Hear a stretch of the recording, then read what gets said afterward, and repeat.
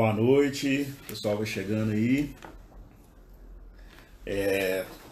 Vamos começar aí mais uma live. Vocês estão me ouvindo bem? Gostaria que me dessem um feedback aí. Eu estou esperando aqui para daqui a pouco o Dr. Tiago Torres estará conosco participando dessa live, trazendo muitas informações, né, dentro da temática que a gente propôs para o dia de hoje. E prepare-se aí porque vai ser um dia de muito diálogo em relação à questão do direito constitucional, sobretudo a questão até mesmo de atitudes do governo. E aqui nós faremos aí hoje um debate que não será um debate de militância no sentido de partidário, mas faremos aí as críticas necessárias dentro da supressão dos direitos que tem acontecido durante esse tempo aí de pandemia. Então são temas importantes, a gente tem que cada vez mais buscar os nossos direitos, saber até que ponto a pandemia e o governo pode interferir nos direitos constitucionais. Então eu vou chamar o Dr. Tiago aqui, vou puxar meu celular para cá, para eu chamá-lo aqui. E antes de chamar o Dr. Tiago, eu quero dizer para vocês que o Tiago é uma pessoa muito especial, no sentido de que ele é um cara muito estudioso do direito constitucional. Então eu vou chamar agora o Dr. Tiago. Se ele já está lá de prontidão, né? Já estou esperando aqui a resposta dele para ele entrar e discorrer conosco esse assunto aí tão importante. Doutor Tiago já está aí na tela com vocês, meu grande amigo. Antes de passar para ele as palavras, eu quero apresentar o doutor Tiago Torres, que é um advogado criminalista, professor de Direito Constitucional, especialista em Direito Público, coordenador pedagógico do curso Aprovaram e autor do livro Direitos Fundamentais. Tiago, que é um grande amigo, um grande parceiro desde meus momentos de militância, né, no diretório acadêmico, de parceiro também, início de advocacia, enfim, meu mestre, professor. Então, Tiago, pode fazer aí suas primeiras considerações e em seguida a gente vai dar sequência nessa live. Explicando para todos e todas a dinâmica da nossa live. Nós vamos falar, né, dessa temática da supressão dos direitos e dentro do que o Tiago for discorrendo, eu vou fazer algumas perguntas e também estamos aqui para receber as perguntas de todas e todos, que são perguntas que serão esclarecidas pelo doutor Tiago, e em não havendo tempo de responder nessa live, certamente o Tiago disponibilizará o e-mail onde ele vai responder todas as perguntas e também pode ser através dos meus canais, que é esse Instagram e o meu e-mail, que é gilbertosilvaadv@gmail.com. Então, com a palavra, o nosso convidado da noite, Dr. Tiago Torres. Opa, que alegria, que prazer estar aqui na presença de todos os nossos amigos do Instagram, através de um convite muito especial, de um grande amigo, né, o Dr. Gilberto, como ele mencionou aí, somos amigos aí há muito mais de uma década, né, Gilberto? Felizmente, nós temos aparência jovial, né? Eu tenho meus cabelos brancos que estão aqui, você também tem os seus, especialmente aparece na barba, mas nós ainda temos um corpo esbelto, robusto, né? Temos aparência de jovens ainda. Há quem olhe para nós e fala, tem 25, 30 anos no máximo. Mas é um prazer estar aqui nesse convite para falarmos sobre esse tema tão importante e que nos pegou de surpresa, né? Essa pandemia, o Covid-19, que infelizmente tem tirado muitas vidas, né? E aí, inclusive ontem, Gilberto, nós perdemos um colega, professor nosso, lá em Belém do Pará. Ele estava lá já em Belém do Pará, professor de atualidades, que trabalhou comigo no Orvilho Carneiro, trabalhamos juntos no curso Pretório, trabalhamos juntos também no curso Maurício Trigueiro. Acho que ele chegou a trabalhar também no Prolabore. Se ele não trabalhou no Prolabore, com certeza a esposa dele trabalhou no setor de pós-graduação. E a gente percebe que é uma doença que está chegando perto da gente, né? Então, até ontem eu não conhecia ninguém da minha convivência que estava doente e que sequer tinha morrido. E a primeira vítima que está próxima a mim, que foi o Pimenta, já recebi a notícia, infelizmente, da morte dele, né?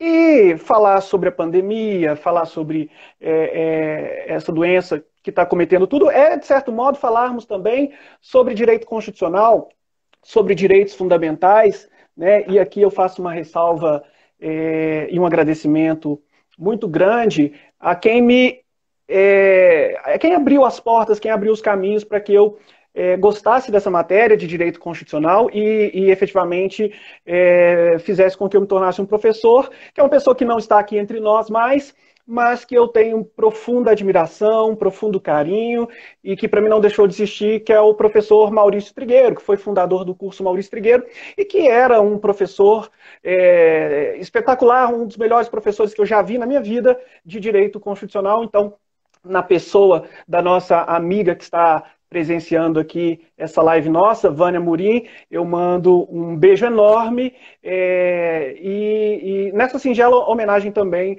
ao professor Maurício Trigueiro. Gilberto, essa pandemia é um problema, acima de tudo, estatal, né? A gente percebe que hoje não tem nenhum país no mundo que não está passando por um grande desafio. E é claro que se é um problema de ordem estatal, se é um problema dos estados, e estou falando do estado na condição de país mesmo, é óbvio que afeta o direito constitucional, especialmente a matéria mais importante, ao meu entender, acerca do direito constitucional, que são os direitos e as garantias fundamentais, né, que envolvem os direitos individuais, direitos coletivos, direitos sociais. Então, doutor Gilberto, quero te agradecer por essa oportunidade, por poder falar disso aí com a turma e tirar todas as dúvidas, né? E falarmos também, por que não, né, embora essa live não tenha o viés político, mas falar também sobre a postura, né? As posturas que o nosso presidente da República vem tendo com relação a esse problema que tem sido visto no mundo inteiro, né? É isso que eu falei no início, Tiago, que nós estaremos falando sobre esse posicionamento mesmo do presidente, mas dentro de uma questão bem ética, trazendo sempre o direito, né?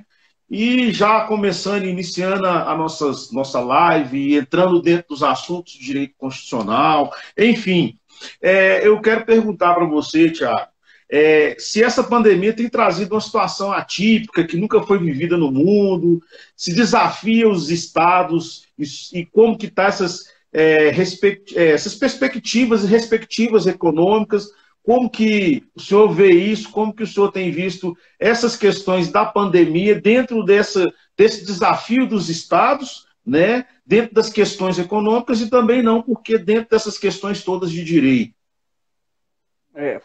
A gente percebe, né, Gilberto, que o quanto nós somos fracos, né? O quanto nós somos frágeis. E eu não estou falando de uma fragilidade que é de um país pobre, de um país de terceiro mundo, não estou falando disso. Estou falando na nossa condição humana. Como é que nós estamos sujeitos a uma mudança gigantesca, né? Você vê que um ser microscópico, invisível a olho nu, como que tem feito pessoas perderem empregos, pessoas ficarem doentes, estados se organizarem para montar hospitais de campanha. É uma guerra, mas não é uma guerra bélica, mas é uma guerra que mata, né? As guerras em si, elas matam muito. E a exemplo do que aconteceu na Itália, do que tem acontecido na Espanha, do que tem acontecido nos Estados Unidos, é algo que nos assusta, porque são países de primeiro mundo, né? São países ricos e que estão vendo isso. E olha, como que às vezes a gente percebe que a arrogância, né, daqueles que deveriam dar exemplo, daqueles que deveriam refletir boas práticas, boas posturas.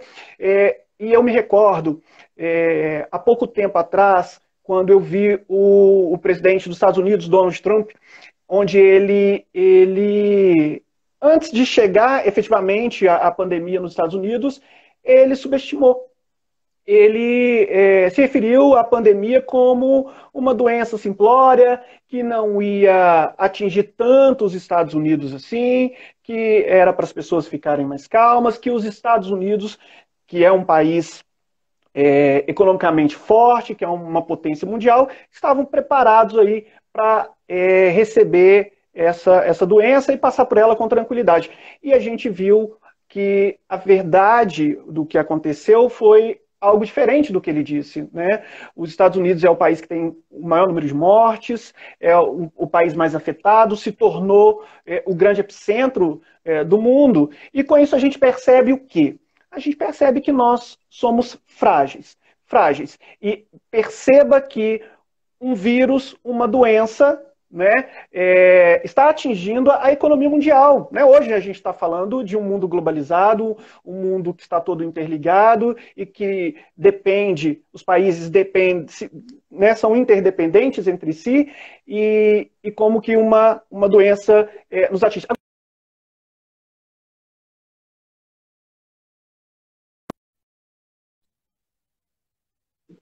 O Covid-19 não é um vírus tão letal, eu não estou falando que ele não é letal, né?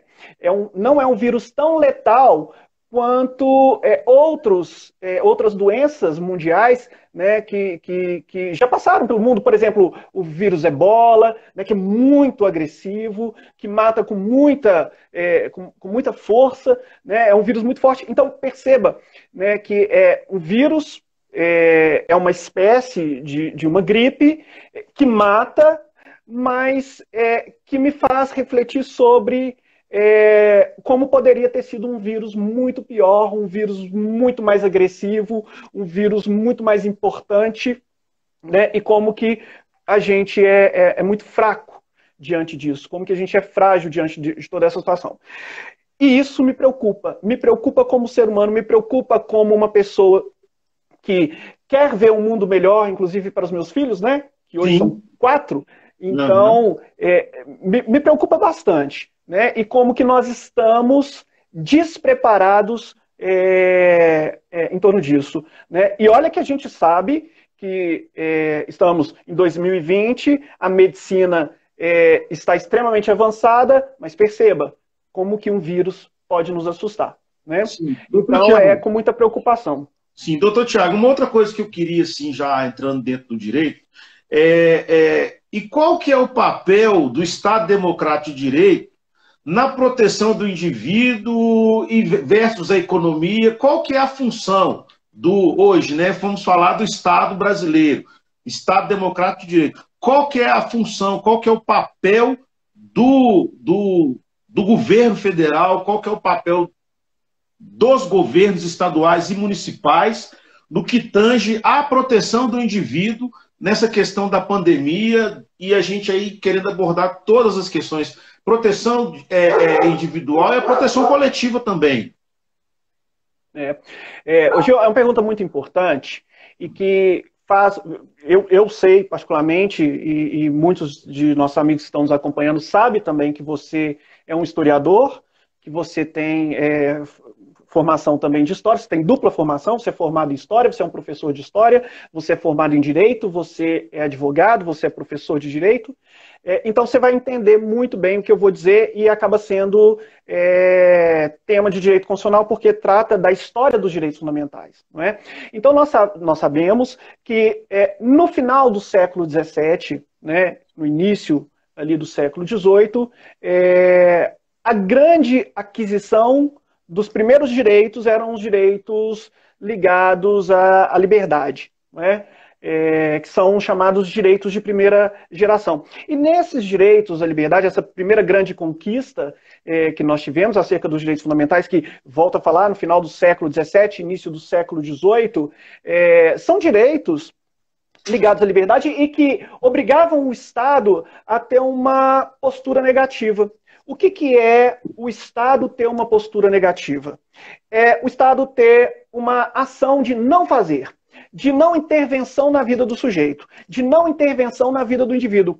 É porque nessa época, Gil, a gente sabe que vigoravam-se as monarquias, né? E, por exemplo, um direito individual que eu vou citar aqui. Imagine você que se você vivesse naquela época, numa monarquia, e você, a depender de qual monarquia você estava, se você se apaixonasse por uma moça, uma plebeia daquele estado, daquela monarquia, daquele reino, a primeira noite dela não seria com você, ainda que ela fosse apaixonada por você. A primeira noite dela seria com o monarca, seria com o rei. Então perceba como que o Estado invadia a vida das pessoas, como é que o Estado afetava o direito individual das pessoas, os direitos fundamentais. Mas ainda nesse Estado, para dar um outro exemplo acerca de como o Estado invadia a esfera dos direitos individuais, a gente pode citar também que se você nessa monarquia, Gil, fosse filho de ferreiro, você jamais poderia ser médico, você jamais poderia ser carpinteiro, você estaria fadado a ser ferreiro, seus filhos ferreiros e seus netos também ferreiros. Não tinha liberdade de escolha profissional. Então, a primeira luta que os homens tiveram acerca da conquista dos direitos fundamentais que nós temos hoje surgiu mesmo no final do século XVII, início do século XVIII, com a conquista dos direitos de primeira geração, que são direitos voltados e ligados à liberdade. A liberdade de eu exercer a profissão que eu quero, de ir aonde eu quero, de ter a religião que eu quero, de poder me casar com quem eu quero. Não é? Então, são direitos voltados e ligados à liberdade. E se a gente voltar mais atrás ainda, a gente vai cair naquela teoria dos contratualistas, né? Hobbes, Locke, Rousseau, porque quando nós nascemos, o Estado já existia. Todos nós nascemos e já havia uma relação, um contrato social existente entre o cidadão e o Estado. Então o Estado, desde os primórdios, desde séculos passados, já tomou para si essa prerrogativa de que nós estamos sujeitos aí às regras deles. Depois, né, no meio do século XVIII e já início do século XIX, nós tivemos a conquista dos direitos de segunda dimensão. A conquista dos direitos de segunda dimensão é aquela prerrogativa que eu gosto muito quando o professor Nelson Roosevelt explica nas aulas dele, onde ele usa até aquele pedacinho da música do Titãs, onde ele diz que a gente não quer só comida, a gente quer comida, diversão e arte. Então, o que aconteceu nos direitos, na aquisição dos direitos de segunda geração, de segunda dimensão? Ocorreu que o Estado passou a ter uma obrigação de fazer. Estado, olha, tudo bem, você não vai interferir mais na minha liberdade individual, eu vou casar com quem eu quero, eu vou exercer a profissão que eu quero, mas se eu pago imposto, se eu contribuo, se eu estou sujeito às regras estatais, então, de certo modo, Estado, você também tem uma obrigação para comigo. Então, se eu pago imposto, eu quero que o Estado me forneça saúde, educação, cultura, lazer, segurança, transporte, que são todos os direitos elencados no artigo 6º da nossa atual Constituição. Então, veja, o Estado passou a ter uma obrigação de fazer. E aí depois veio... Só te cortando, essa obrigação de fazer, ela se aplica ao nosso Estado democrático hoje, Thiago? Então, é aí que eu quero chegar.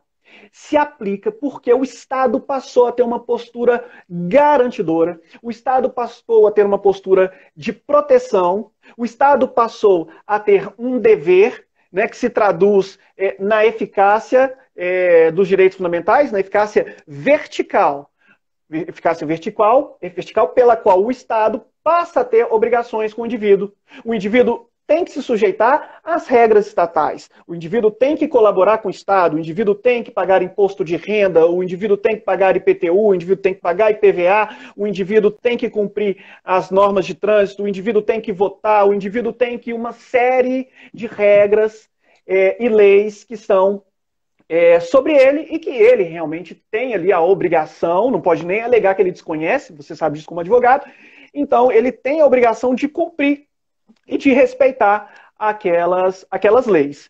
Então, a partir desse momento, a partir do advento dos direitos de segunda dimensão, o Estado passou a ser um Estado protecionista. O Estado passou a ter ser uma figura garantidora, né, especialmente dos direitos fundamentais. E isso se firmou mais ainda com o advento dos direitos de terceira dimensão.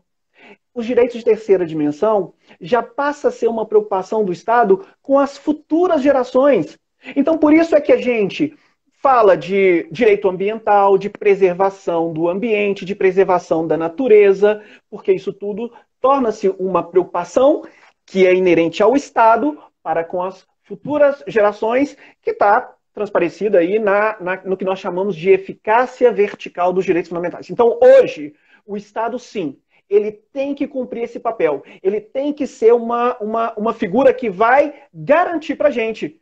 É aquela história, né? Olha, você quer ser Estado, você controla muita grana, você controla muita coisa, você organiza a nossa atividade, você, Estado, publica as leis que nós temos que cumprir.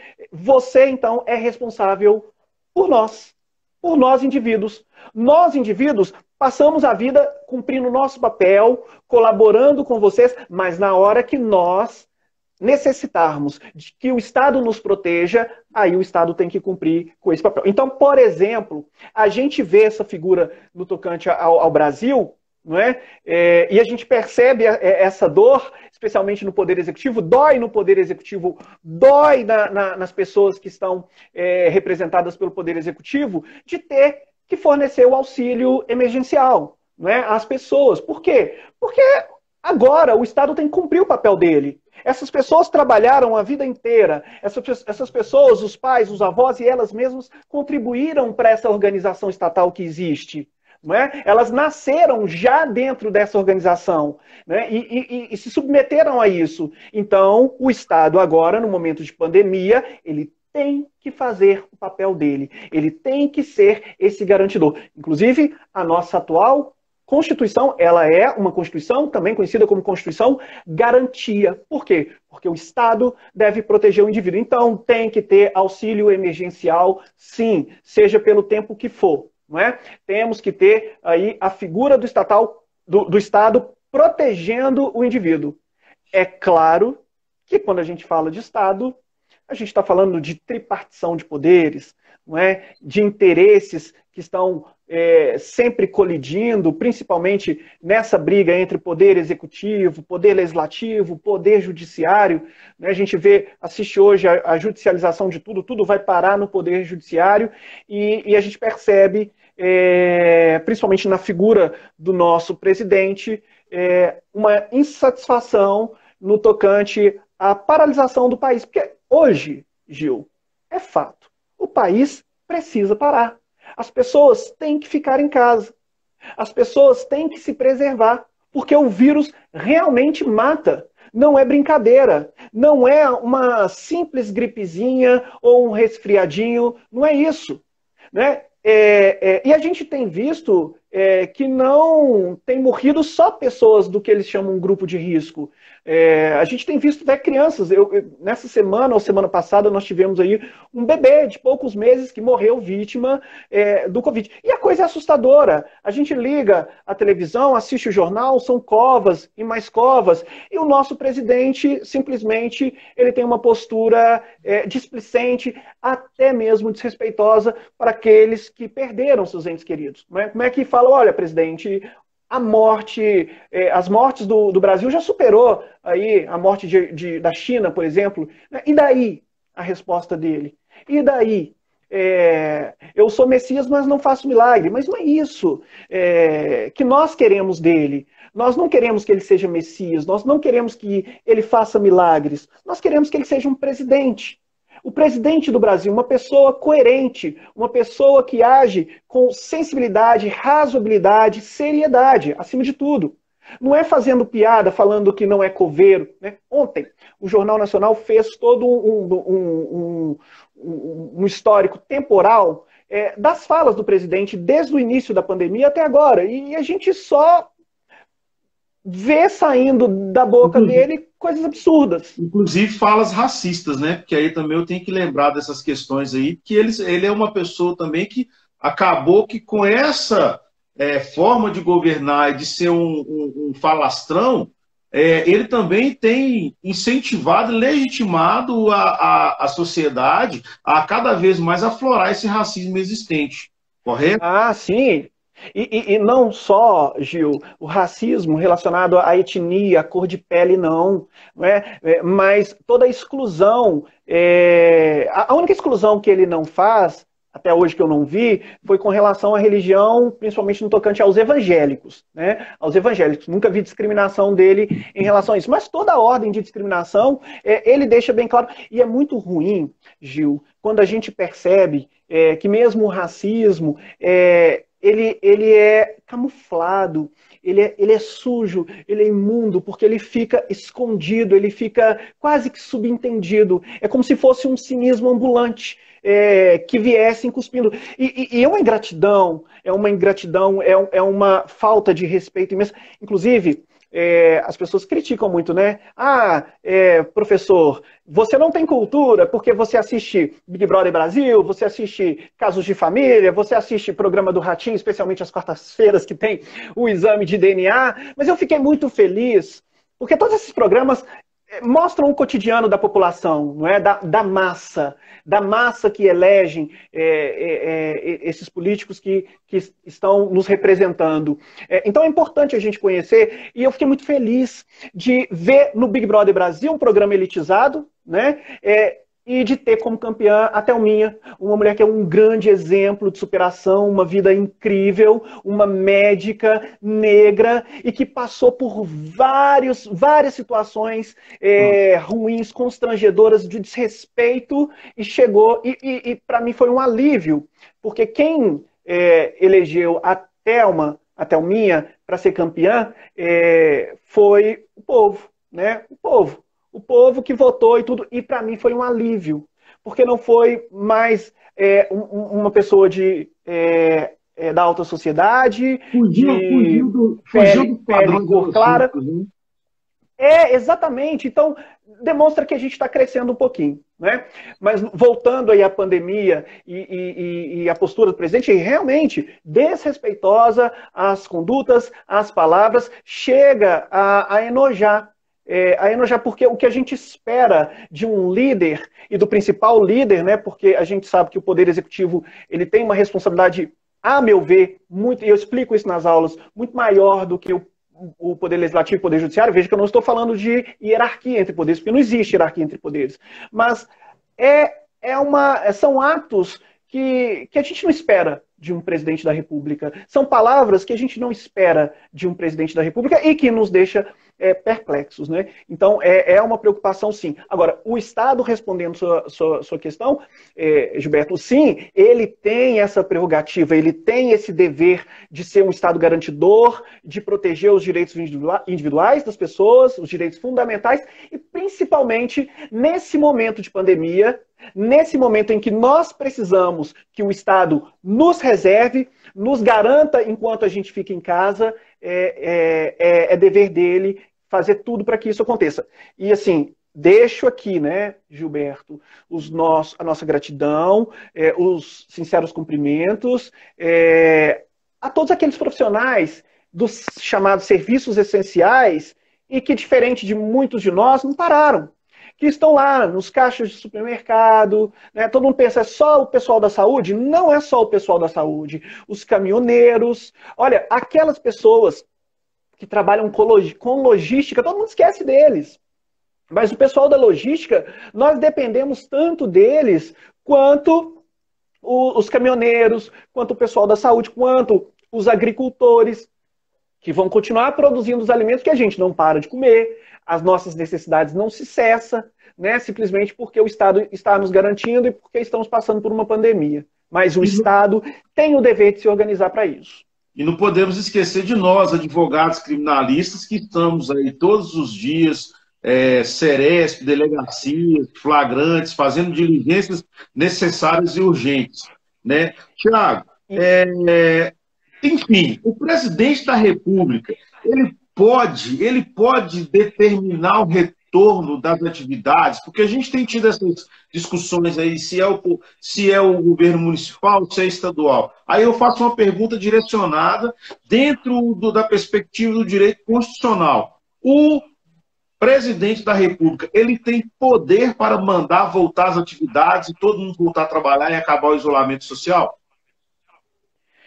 É importante a gente falar sobre isso, porque nas minhas aulas, na Faculdade Arnaldo, quando estava lecionando para o terceiro período, até para o primeiro período, e deixo até um abraço para aqueles alunos meus que estão aqui nos assistindo nessa live, eu sempre disse que o Bolsonaro ele foi eleito, e ele foi eleito utilizando de falas que não poderia jamais, para aquelas pessoas que têm um pouco mais de informação, se valer por elas. Eu vou dar um exemplo. O que o Bolsonaro ele disse durante a campanha eleitoral dele? Que ele era a favor da castração química para aqueles que cometessem crime de estupro. Gilberto, eu te falo, meu amigo, eu também sou a favor de castrar aquela pessoa que estuprou. Eu tenho uma filha de 9 anos, então se eu pensar, eu não consigo imaginar minha filha sendo vítima de um sujeito desse, e o meu sentimento de vingança, e a gente sabe que o direito penal não pode ser ferramenta de vingança, realmente que, olha, pega aquele sujeito, faça a castração química mesmo, mas não é assim que funcionam as coisas no Estado democrático de direito. Não é? O Bolsonaro, ele pode até ser a favor da castração química para estupradores, e isso leva para ele uma dimensão de votos, né? Porque as pessoas pensam, agora esse cara vai arrumar o país, agora esse cara vai ter castração química, vai dar arma para a população. Não é? E não é assim. O presidente Jair Bolsonaro representa apenas um dos 3 poderes que comanda o Estado. Ele é apenas chefe do poder executivo, então ele não faz nada sozinho. O presidente da República, todos os atos que ele tem enquanto presidente, ele passa pelo crivo do Congresso Nacional e pode, mesmo passando pelo crivo do Congresso Nacional, isso pode ser submetido a um outro poder para validar aquilo ou não, que é o Poder Judiciário. Então, não dá para imaginar, e foi o que aconteceu, o presidente da República, considerando a falta de informação da população, dizer, olha, vamos ter castração química, vamos ter pena de morte, e as pessoas, elas se abrem para aquilo, nossa, chegou um cara que é macho mesmo, um cara que é homenzarrão, e que vai colocar as coisas no lugar, que o Brasil não vai ser mais o país da bagunça. Porque é isso que as pessoas acreditam, infelizmente, Gilberto, e não é assim. Ele não faz nada sozinho. Ele não pode nada sozinho porque ele é apenas chefe do Poder Executivo. E mesmo que, por exemplo, seja através de um decreto autônomo, seja através de uma medida provisória que ele tem, né, o poder de editar a qualquer momento, aquilo passa por um controle. Nós estamos falando aqui de princípio da separação dos poderes, mas sem esquecer que existe um controle que um poder age sobre o outro, que se chama teoria dos freios e contrapesos. Não é? Então, ele não pode fazer nada sozinho. Inclusive, com tudo isso que está acontecendo, é bem possível que ele possa sofrer a qualquer momento aí um procedimento de impeachment. Não é? Então, ele pode sim, inclusive, responder por crimes, Gil, de responsabilidade. Né? Se a gente parar para pensar, nós temos lá o artigo 268 do Código Penal, que salvo engano, aquele que descumprir ordem ou instigar as pessoas a descumprir ordem emanada por órgão estatal ligado ao Ministério da Saúde, né, que pediu para ficar em casa e ele manda todo mundo trabalhar para que a pandemia, a epidemia, a doença se espalhe, aquilo é crime. Está lá, salvo engano, 265 ou 268 do Código Penal. E ele pode ser responsabilizado.